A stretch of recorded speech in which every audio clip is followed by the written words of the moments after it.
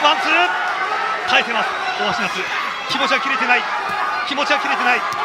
もう一回ワンツー、ふらつくふらつく、耐える、耐えます耐えます大橋夏。レフェリーが顔を見ました。もう一回ワンツーだ。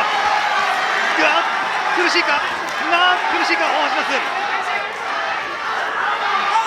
体をぶつけていきます。残り1分50。ふらつだ、止めたか止めたか、止めた最後ふらつきました。 Alright, so we're going to go ahead and continue the long-standing tradition of covering Japanese boxing here on True School Sports. True School Sports, the #1 source for Japanese boxing in America. Now, one of the Japanese fighters that have people been telling me to go look at, and I finally got around to watching him, and he's actually one half of a pair of brothers, because you know there's these brothers now in Japanese boxing, the Kataoka brothers. I think that's how you say it, the Kataoka brothers. I'm probably butchering the name, so if I'm getting the pronunciation wrong, please feel free to correct me in the comments. But Raito Kataoka from Yokohama, Kanagawa, Japan, you know, light flyweight prospect, recently just turned pro back in March. You know, he's Ohashi Boxing Gym's latest prospect. So we know Ohashi Boxing Gym, they're building for the future, because the monster now, in a way, won't be around forever. He's going to hang the gloves up in the next couple of years, more than likely. So you got guys like Yuta Sakai, you got Yuga Fujiki, who's slated to make his pro debut as well.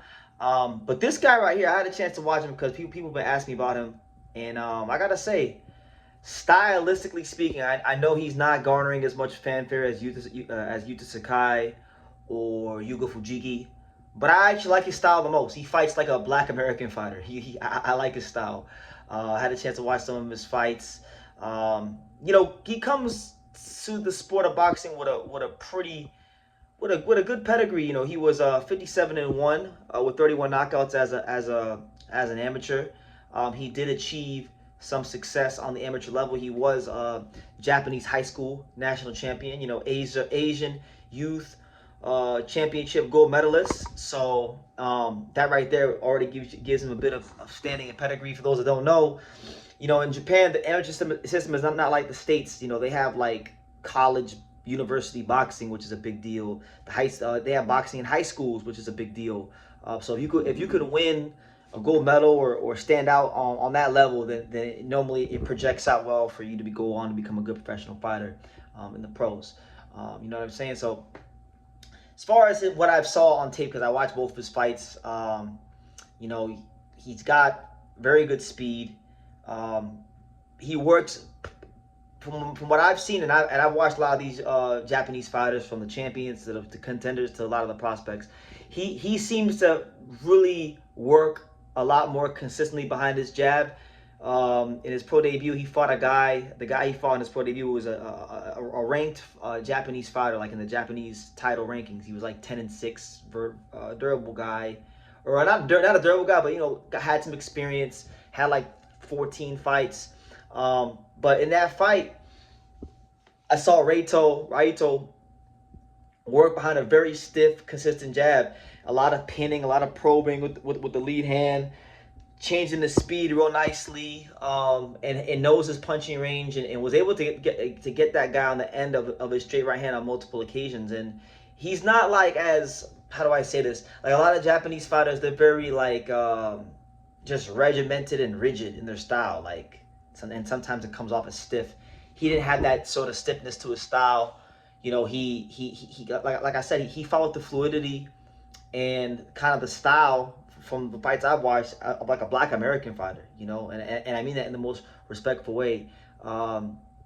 He's a light flyweight, which, you know, we know Japan has a very, very deep light flyweight scene. I mean, right now, and the thing is, the light flyweight division only has, at this moment in time, the light flyweight only has 458 fighters total, right? And 69 of them come from Japan. And you know, when you look at the light flyweight division, you're talking about fighters like Dai Akira. We're talking about, you know, a guy that I feel could be the best young fighter in all Japanese boxing, and one of the best young fighters in the world, Yugo Osaki. You got Shokichi Wada, who's champion. So he's already in a very good position. Just being in a division that doesn't have that many fighters and has a very strong domestic scene. So there's going to be a lot of fights domestically where if you cross paths with Daikira, Yugo Osaki, Shokichi Iwata, these are all world title fights for him. But you know, I gotta see him go more rounds. I can't really say like he'll probably be a champion just because of the backing he has, and he is a good fighter. But he's 19 years old, so there's still room for him to grow. There's still room for him to mature physically and mentally and experience-wise. You know, he's only boxed 7 rounds in the pros, and he hasn't gone past the 6th round yet. So it's really hard to say fully what he is because you don't know if a fighter is truly a front runner or not until they get to like the 8th round, the 9th round, the 10th round. So we're going to see what he looks like as he progresses in the professionals. But from what I've seen so far, he has a very classy style. Seems to have this, he has the, how do I say this? He has the awareness and the know-how to not be so north-south, and he doesn't always fight in like a bladed stance. He's looking to fight you in angles at times, which that right there will separate you from a lot of guys in Japanese boxing because a lot of Japanese fighters don't fight like that. You understand? So I like that aspect to his skill set. I like some of the things I've seen from him on film.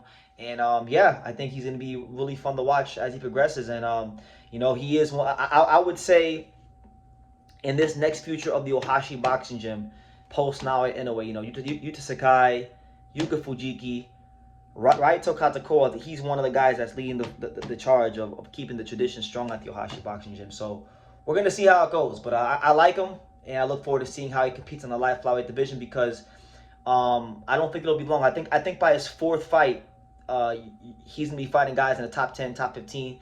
And I'm thinking by like his 5th or 6th fight, he could be fighting for a world title. So we're going to see how it goes for Raito Kataoka. But yeah, decorated amateur, skillful style, looking to be fast-tracked. Those are my thoughts on him early on in the pros. Let me know what you guys think, and I'll see you in the next video.